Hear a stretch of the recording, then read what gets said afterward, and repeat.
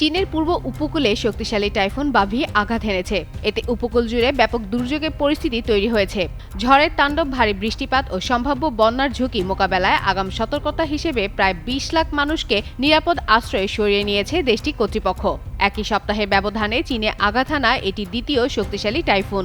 শনিবার সন্ধ্যায় প্রায় ১,০০০ কিলোমিটার বিস্তৃত টাইফুনটি প্রথমে উপকূলীয় শহর তাইজৌতে আঘাত হানে। পরে মধ্যরাতে এটি ওনঝো শহর থেকে দ্বিতীয়বারের মতো স্থলভাগে প্রবেশ করে। রোববার সকালে ঝড়টির কেন্দ্র ঝেজিয়াং প্রদেশের হাংজো শহরে পৌঁছায়। বর্তমানে এটি প্রবল গ্রীষ্মমণ্ডলীয় ঝড়ে পরিণত হলেও এতে থাকা বিপুল জলীয় বাষ্পের কারণে ভারী বৃষ্টি ও আকস্মিক বন্যার আশঙ্কা এখনও রয়েছে বলে জানিয়েছে আবহাওয়াবিদরা।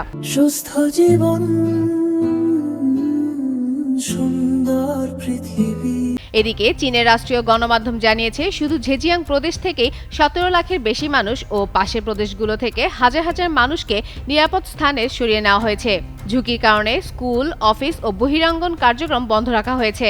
এছাড়া ৪০০টি বেশি ফ্লাইট ও ডজনখানেক ট্রেন চলাচল বাতিল করা হয়েছে। ওয়েনঝোর বাসিন্দারা প্রবল বাতাসে ঘরের ছাদের টালি ও গাছের ডালপালা ভেঙে পড়ার শব্দে শুনে আতঙ্কিত হয়ে পড়েন। এরই মধ্যে রাজধানী বেইজিং থেকে প্রায় ১ লাখ মানুষকে নিরাপদ স্থানে সরিয়ে নেওয়ার নির্দেশ দেওয়া হয়েছে। এর আগে টাইফুন বাফি জাপানের দ্বীপাঞ্চল ও তাইওয়ানের উত্তরাঞ্চলে ভারী বৃষ্টি ও ব্যাপক দুর্ভোগ সৃষ্টি করে। ফিলিপাইনে টাইফুনের প্রভাবে সৃষ্ট ভূমিধসে অন্তত ১৭ জন নিহত হন। পূর্বাভাস অনুযায়ী ঝড়টি উত্তর পশ্চিম দিক থেকে অগ্রসর হয়ে ধীরে ধীরে দুর্বল হবে বলে ধারণা করা হচ্ছে।